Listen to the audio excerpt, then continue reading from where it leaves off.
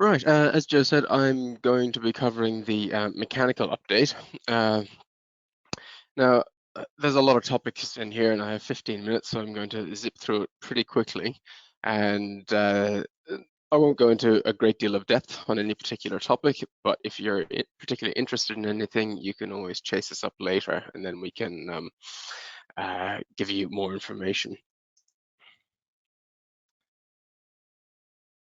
Okay, starting out with some mechanical user interface stuff.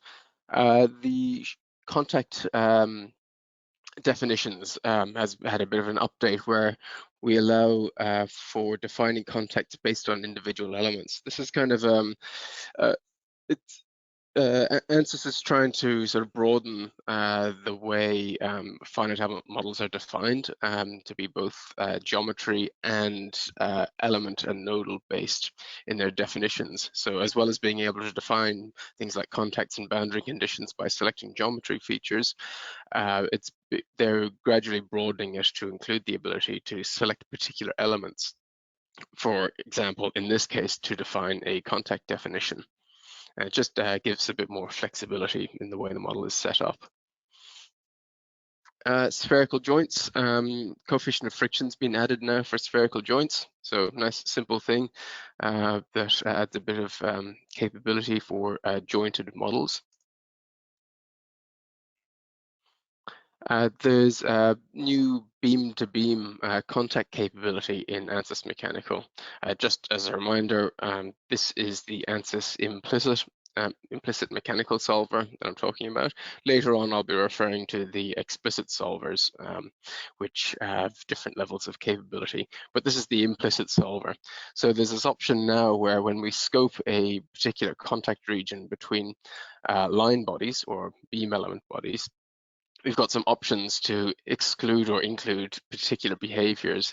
So to allow, for example, crossing of beam elements. So when you can detect the contact between elements, beam elements as they cross over, or to include contact between beam elements and shell element or solid element faces and edges. So that's all controlled with this drop-down menu, which is the new feature. You can define heat flux in a thermal analysis via a table now. So you can have a variation in heat flux via an independent variable. In this case, the users use the x variable to define a variation in heat flux. And then you have a table defining this heat flux as a function of that particular dimension. This will affect a lot of people who include multiple systems or geometry parts in their analysis. Now, I've got side-by-side comparison here of the old way and the new way, the old way on the right and the new way on the left. So if you had multiple geometries or meshes that you wanted to include in a singular static structural analysis, for example, you would have multiple mechanical model analysis systems, and then they would all connect up here. It's done differently now to tidy things up and make it a bit more user-friendly via a geometry import. So it's all done within the mechanical interface. And you can see in here in mechanical, you have all of your geometry imports here. So you have a primary one, and then you have all the secondary ones. So you have your first geometry that you import, and then multiple other geometry imports. And then you can define translations and rotations for each of the individual geometry imports here. The old way to do it was here in the workbench window. So there's your first or primary geometry import, and then all of the other secondary imports. And then if you want to update them, say if, for example, if your original geometry file changed, you can click update and it'll re-import the geometry. Yeah, so these are the secondary ones. And you have preferences for each individual geometry import. So you can activate or deactivate the importing of solid bodies, surface bodies, line bodies, etc. You can control name selections, all that sort of stuff. So all that's done within the mechanical window now instead of being done within the workbench window. Right, I'll skip over these next few slides. Oh, this except this slide. This slide is telling us that it is that you can script it as well. So you can write Python code to script the import of geometry files. Right, meshing. There's been an update for the default TET meshing to improve the quality of the mesh. So this is particularly useful for explicit analyses. So there's a new advancing front TET mesh method. So you have the previous default TET mesh on the left and the new one on the right. And what we're looking at here is the aspect ratio. So if you can squint at the screen, you can see there's quite a considerable improvement in the aspect ratio for the default mesh. So it's good improvement there. And there's also some new mesh TET element mesh preferences for explicit analysis. So we have characteristic length, which is important for controlling the time step in the explicit analysis, and also the aspect ratio. So we can set a specific aspect ratio or like a target characteristic length in the mesh quality when we run the mesher. And you can see the before and after here. Again, you'll have to squint. That says about 57 for the aspect ratio, and now we're looking at about 7.5 for the aspect ratio, and a more even distribution as well. And you can control these quality measures in the preferences, tools options window. So you go to mesh quality and you can activate it or deactivate it. Basically, it's based on the physics preference. So if you choose, for example, an explicit analysis, it'll use the explicit physics preferences and it'll automatically activate these particular mesh quality controls. There's some new controls for the hex meshing as well, split angle to improve the quality of these hex meshes. So that's the old and this is the new. You can get O-grid meshes much more easily. So you just apply a multi-zone and a face meshing feature, and you can see we have a nice O-grid mesh here. So if we look at a little side-by-side comparison, this is with and without the face meshing. So you can get an O-grid mesh very easily. And you can also get it for spherical bodies, which is great because previously spherical bodies could only be meshed with tetrahedral elements. Now we can get an O-grid mesh very easily. And then for more complex geometries, again, we just have to apply a multi-zone mesh and face meshing features to go from this previous mesh to this O-grid based mesh.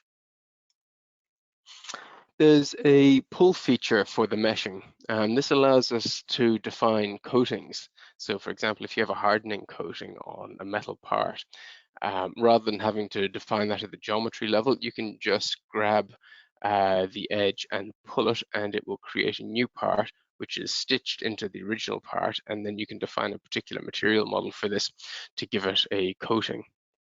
And you can do that for edges and surfaces also. So this is an example of doing it for a surface.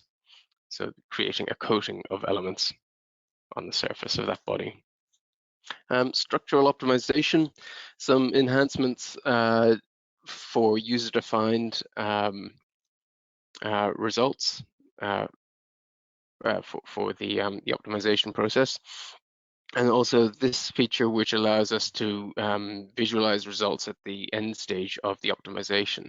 So this is a structural optimization. We've gone from this block to this optimized part, and if you want to see what the stress and deformation are on the optimized part, you can now insert those in the solution level and view the results for the optimized part as a sanity check. There's also a maximum principal stress criteria. So this is really useful for fatigue.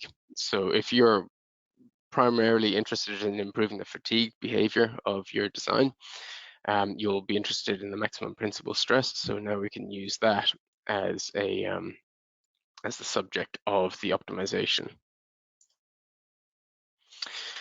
And then this is the user-defined criteria that I mentioned previously. So for example, if we take this model again, we can apply a remote displacement. Sorry, this is a remote force.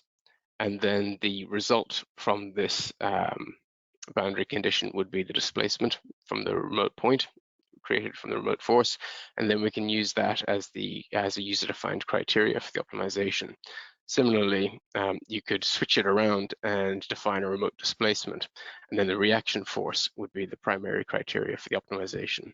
And then similarly, you can do the same thing for moments. So this is a moment that's applied, and then we have the rotation as the subject of the criteria. And then when we're applying optimization to a modal analysis, sometimes what might happen is as the optimization progresses, the modes might switch around. So the mode you're interested in initially might be mode 1, but as the geometry changes, it will switch over into mode 2. So there's more robust tracking of the modes now. So it will track when modes switch over, and it will automatically optimize for the mode you're actually interested in, and you won't accidentally have modes switching around. For substructure generation, there's a new tool that allows you to generate super elements, which can then be re-imported and used in a substructure analysis.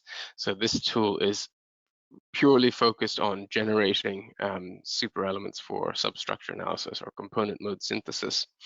So you can set up this model, export your super element, and then you can re-import it. So you can set up your loads and boundary conditions, all of that sort of stuff, generate the super element, and then export it.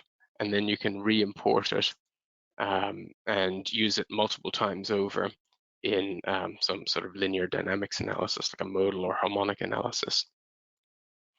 I'm clearly going to run out of time, so I'll flick over some of these. Okay, fracture mechanics. Some good improvements in fracture mechanics.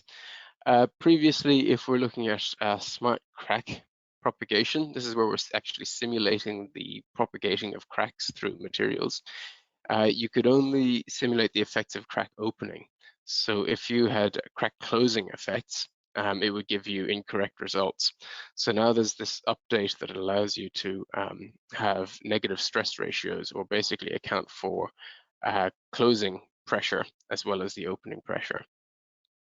And we have a number of different functions or crack closure models that are functions of the stress ratio that you can choose.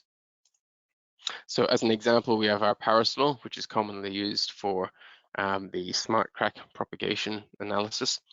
And this is a comparison of not accounting for the crack closure effects, which is this line here, versus the new method, which accounts for crack closure loads compared to a test. And you can see it gives much more accurate results. We can account for temperature as well. So now we can have varying temperature or time effects on the fracture criteria for static crack growth. So this allows you to account for temperature variations across your material and how that affects the propagation of a crack, or development of corrosion over time and how that accounts for propagation of cracks. And this is a little example where we have temperature varying between -20 degrees Celsius and 0 degrees Celsius, and we have a crack propagating through that part and how that affects the crack propagation. You can see at this point here, the crack has been arrested and propagation halts because the K1 dips below the K1C line. For adaptive meshing, we have adaptive meshing around the crack propagation. So this is a smart crack analysis. And now we can have initiation and automatic insertion of the crack. I've had a few people ask about this previously. So basically what happens is you run the simulation, and based on the principal stress, it will predict whether a crack is going to occur, and it'll insert a pre-crack. And you can see that occurring here. So that's the stress. And then it inserts a crack, and then the crack propagates according to the smart